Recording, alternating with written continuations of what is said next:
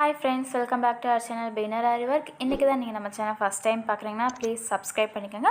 பக்கத்தில் இருக்கக்கூடிய பெல் ஐக்கானை மறக்காமல் கிளிக் பண்ணிக்கோங்க. அப்புறம் இன்ஸ்டாகிராமில் ஃபாலோ பண்ணாதவங்க ஃபாலோ பண்ணிக்கோங்க. இன்றைக்கி நம்ம ஆரி கிளாஸில் என்ன பார்க்க போகிறோம்னு பார்த்தீங்கன்னா பட்டர்ஃப்ளை ஸ்டிச்சோட ஃபர்ஸ்ட் டைப் பற்றி தான் பார்க்க போகிறோம். லைன் ட்ரா பண்ணி முடிச்சுட்டு ரெண்டு பக்கமுமே நம்ம நார்மல் செயின் ஸ்டிச் பண்ணிக்கலாம். பிகினராக இருக்கீங்கன்னா இந்த மாதிரி செயின் ஸ்டிச் பண்ணிவிட்டு அதுக்கப்புறமா நீங்கள் பட்டர்ஃப்ளை ஸ்டிச் பண்ணுறதுக்கு ஆரம்பிங்க. அப்போ தான் உங்களுக்கு ரொம்ப ஈஸியாக இருக்கும். இப்போ தான் நீங்கள் முதல் தடவை நம்ம சேனல் பார்க்குறீங்கன்னா நம்ம சேனலை சப்ஸ்கிரைப் பண்ணிட்டு பக்கத்தில் இருக்கக்கூடிய பெல் ஐக்கானை கிளிக் பண்ணிக்கோங்க. அப்போ தான் நான் வீடியோ போட்டது உங்களுக்கு உடனே நோட்டிஃபிகேஷன் கிடைக்கும். நீங்கள் வீடியோவை மிஸ் பண்ணாமல் பார்க்க முடியும். அந்த ஆரம்பத்தில் பண்ணக்கூடிய செயின் ஸ்டிச்சோட அளவு வந்து பார்த்திங்கன்னா நம்ம நீடில் விட்டு வெளியே எடுக்கிற அளவு தான் பண்ணணும். ரொம்ப பெரிய செயின் ஸ்டிச் பண்ணிடாதீங்க. குட்டி குட்டி செயின் ஸ்டிச்சாகவே பண்ணிக்கோங்க. ரெண்டு பக்கமுமே உங்களுக்கு எந்த அளவுக்கு லென்த் வேணுமோ அந்த அளவுக்கு வச்சு பண்ணிக்கோங்க. அதோட சைஸ் வந்து பார்த்திங்கன்னா ஒரே அளவு இருக்கணும். அதோட அகலமும் நீளமும் ஒரே அளவில் இருக்கணும். அப்போ தான் நீங்கள் லோடிங் பண்ணும்போது வந்து பார்த்திங்கன்னா உங்களுக்கு ஒரே அளவில் தெரியும். நீங்கள் ஒரு பக்கம் பெருசாக இல்லாட்டினா ஒரு பக்கம் சின்னதாக பண்ணிங்கன்னா லோடிங் பண்ணி முடிச்சதுக்கப்புறம் பார்த்தீங்கன்னா ஒரு பக்கம் பெருசாகவும் இன்னொரு பக்கம் வந்து சின்னதாகவும் தெரியும். இப்போது அந்த செயினோட உள் பக்கமாக நீடியில் உள்ளே விட்டு த்ரெட்டை வெளியே எடுத்துகிட்டு அந்த செயினோட வெளிப்பக்கமாக ஒரு குட்டி செயின் ஸ்டிச் பண்ணிவிட்டு அப்படியே ஒரு லாங் செயின் பண்ணிவிட்டு மேலே இருக்கக்கூடிய செயினுக்கு உள் பக்கமாக ஒரு லாங் செயின் பண்ணிட்டு அகெயின் வெளிப்பக்கமாக கொண்டு போய் ஒரு குட்டி செயின் பண்ணிட்டு அகெயின் த்ரெட்டை வந்து கீழே ஒரு லாங் செயின் பண்ணிவிட்டு அகெயின் ஒரு குட்டி லாக் செயின் மாதிரி பண்ணிட்டு திருப்பி மேலே ஒரு லாங் செயின் பண்ணுறோம். இது பண்ணுறது வந்து பார்த்திங்கன்னா கேப் இருக்கக்கூடாது, நெருக்கமாக இருக்கணும். அது மாதிரி ரொம்ப இழுத்து பிடிச்சி அந்த லாங் செயின் பண்ணுறோம் பார்த்திங்களா, ரொம்ப இழுத்து பிடிச்சி பண்ணிடக்கூடாது. அப்படி இழுத்து பிடிச்சி பண்ணிங்கன்னா உங்களுக்கு சுருக்கம் விழுந்துடும்.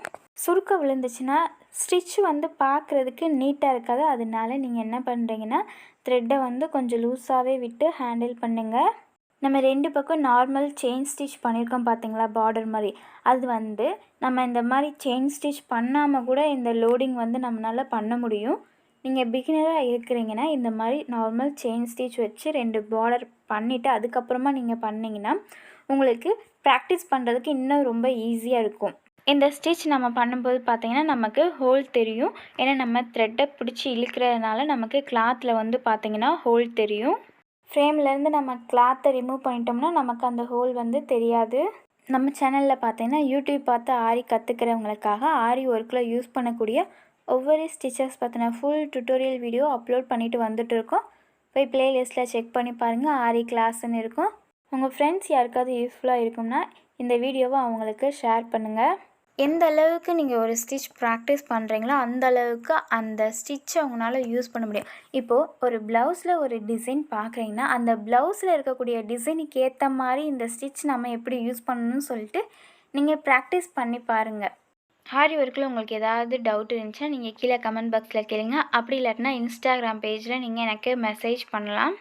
இப்போ இதில் நம்ம எப்படி பண்ணியிருக்கோமோ அதே மாதிரி நீங்களும் ஸ்டிச் பண்ணிக்கோங்க. கேப் இருக்கக்கூடாது. ஃபுல்லாக முடிச்சுட்டு எண்ணாட் பண்ணி எடுத்துக்கலாம். சில்க் த்ரெட் ஒர்க் முடிச்சதுக்கப்புறம் என்ன பண்ண போகிறோம் பார்த்திங்கன்னா அந்த சைடில் நமக்கு ஹோல் தெரியுதுங்களா, அதை மறைக்கிறதுக்காக ஜரி த்ரெட் வச்சு நார்மல் செயின் ஸ்டிச் வந்து 2 லேயர் கொடுத்துக்கலாம். இந்த செயின் ஸ்டிச் பண்ணுறதுனால பார்த்திங்கன்னா நமக்கு அந்த சைடில் இருக்கக்கூடிய ஹோல் வந்து தெரியாது. ஜரி த்ரெட்டில் பண்ணலாம், அப்படி இல்லாட்டினா வேறு கலர் சில்க் த்ரெட்டில் கூட நம்ம பண்ணலாம்.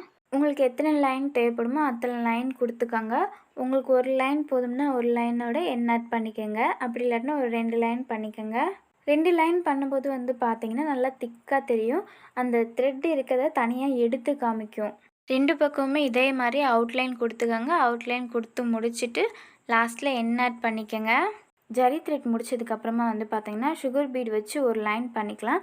இதுக்கு பதிலாக நீங்கள் ஸ்டோன் செயின் கூட யூஸ் பண்ணிக்கலாம்.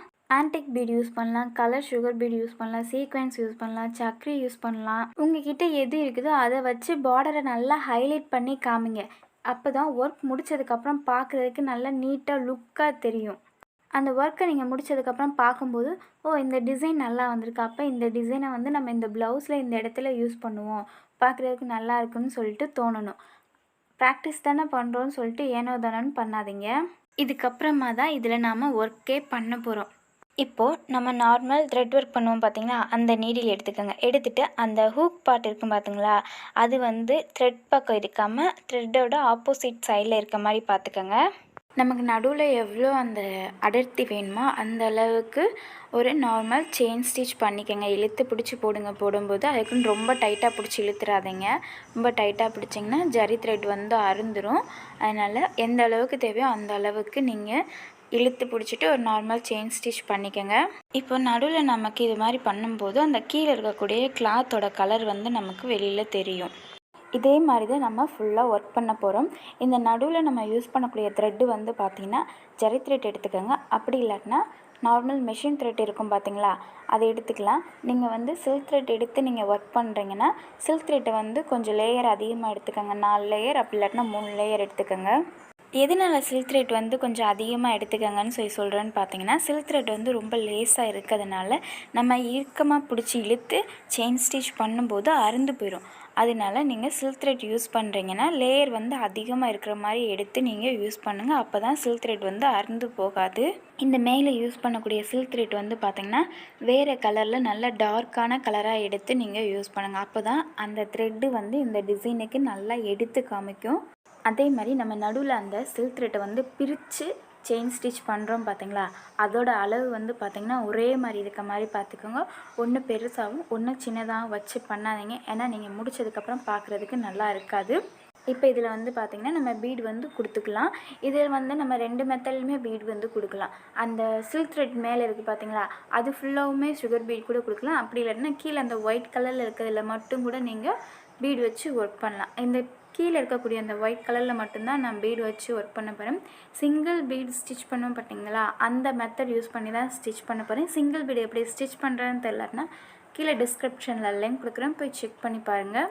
இதில் பீட்ஸ் வைக்கிறதுக்கு பதிலாக நம்ம சக்கரி வச்சுட்டு அந்த சக்கரி மேலே சர்க்கான் ஸ்டோன், அதாவது கலரில் இருக்குன்னு பார்த்தீங்களா, அந்த மாதிரி வச்சோம்னா கூட பார்க்குறதுக்கு நல்லா லுக்காக தெரியும். பட்டர்ஃப்ளை ஸ்டிச் வந்து நம்ம பார்டரில் ஒர்க் பண்ணும்போது நல்லா அழகாக எடுத்து காமிக்கும். ஏன்னா இது கொஞ்சம் பட்டையாக வரதுனால நமக்கு அந்த பார்டரே தனியாக அழகாக தெரியும். லாஸ்ட் பீட் ஸ்டிச் பண்ணும்போது பார்த்திங்கன்னா எண்ணெய் ஆட் பண்ணிக்கோங்க. அவ்வளோதான், இது வந்து முடிச்சாச்சு. இது முடிச்சதுக்கப்புறம் பார்த்திங்கன்னா இதோட லுக் வந்து பார்த்திங்கன்னா அந்த பட்டர்ஃப்ளையோட இறகு பகுதி வந்து விரித்த மாதிரி தெரியும். அதனால தான் இதை வந்து நம்ம பட்டர்ஃப்ளை ஸ்டிச்சுன்னு சொல்லிட்டு சொல்கிறோம். இதே மாதிரி நீங்களும் ப்ராக்டிஸ் பண்ணி பாருங்கள். ப்ராக்டிஸ் பண்ணுறது மட்டும் இல்லாமல் ஏதாவது ஒரு டிசைனில் இந்த ஸ்டிச் எப்படி அப்ளை பண்ணுறதுன்னு சொல்லிட்டு ஒர்க் பண்ணி பாருங்கள். ஒர்க் பண்ணக்கூடிய இமேஜஸ் வந்து நீங்கள் என்னோடய இன்ஸ்டாகிராம் பேஜுக்கு நீங்கள் சென்ட் பண்ணலாம். இது மாதிரி ஆரி ஸ்டிச்சஸ் பற்றின யூஸ்ஃபுல்லான வீடியோ பார்க்க நம்ம சேனலை சப்ஸ்கிரைப் பண்ணிட்டு பக்கத்தில் கூடிய பெல் ஐக்கானையும் கிளிக் பண்ணிக்கோங்க. இன்ஸ்டாகிராமில் ஃபாலோ பண்ணாதவங்க ஃபாலோ பண்ணிக்கோங்க. வீடியோ பார்த்ததற்கு நன்றி.